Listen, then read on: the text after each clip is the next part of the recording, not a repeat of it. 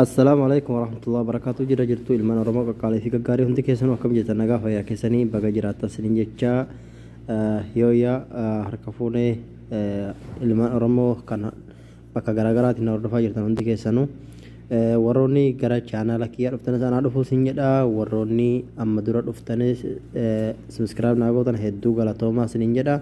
Barnoonni kiyya har'aa akkuma amma duratti isin garsiisuu tele Google Chrome keessaa wantoota cufuu qabdan ammas daftanii wantoota ariitiin ofirraa cufuu qabdan isin garsiisaa nafaana tura.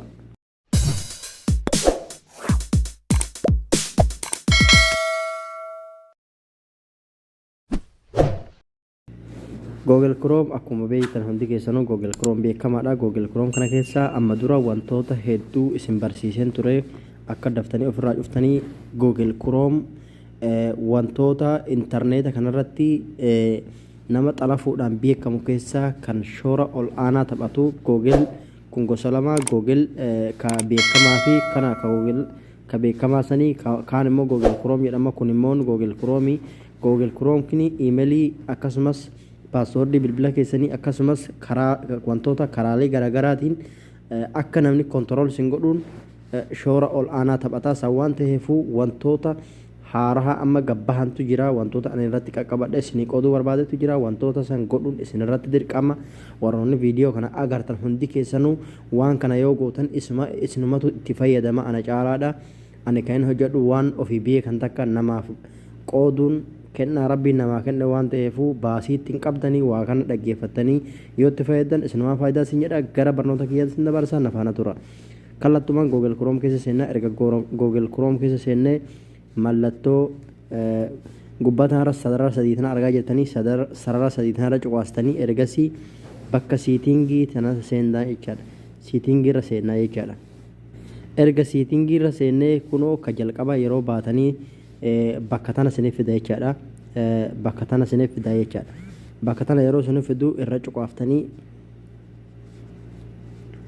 bakka tana yeroo sinif fidu akkana irra cuqaaftanii ergasii asir jalatti wantoota sarara kana amma cufaa jira. Wantoonni kun jalqaba yeroo keessa seentanii wantoota kana sinif fidaa maal godhuu qabdan isinii bakka tana cuftan tarraayitii tabanaa jirtu tana cuftanii jechaadha. Erga tana cuftaniin booda akkana cuftanii kunoo raayitiileen as jalatti agartan kun hundi isaaniihu wantoota adda addaa qaban iimeelii keessan bakkoota isin jirtan kennuudhaaf akkasumas aappiilee bilbila keessan keessaa qabdan aappiilee pilaastoorii keessaa buufattan hunda isaatu kontirool isin godhuu fi wantoota bakka karaa garaagaraatiin isin saaxiluu danda'a.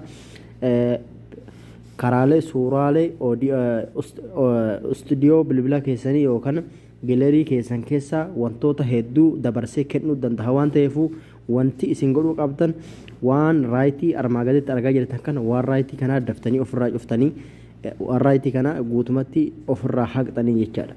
Ergasii maal gootanii kana asii tana cuftan deebitanii tana akkasuma banaa dhiistanii jecha yoo tana cuftanii akkuma argaa jirtan akkuma durii isaanii deebi'an tana ofirraa banaa gootanii erga raayitii gootaniin booda akkasuma dhiistanii hodudduuba deebitanii jechaadha.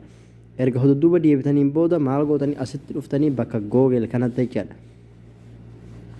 Kunoo Google service bakka jedhu kanarratti asirrattis dhuftanii kanas guutuma cuftan jecha waan kanaallee kanas ofirraa cuftan jechaadha.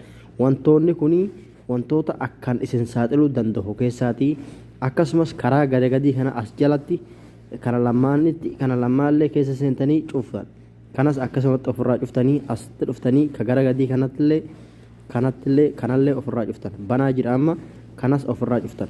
Amma gaa insha Allah rabbii gaditti isin amaana jirtan jedheen abdadha.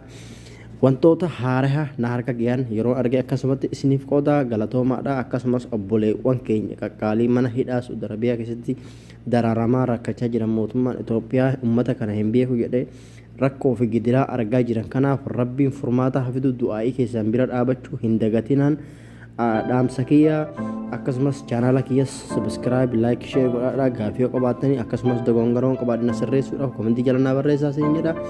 Assalamualaikum warahmatullahi wabarakatuh. Kan haga amma sin wajjin ture an Adam Tuubee galatooma.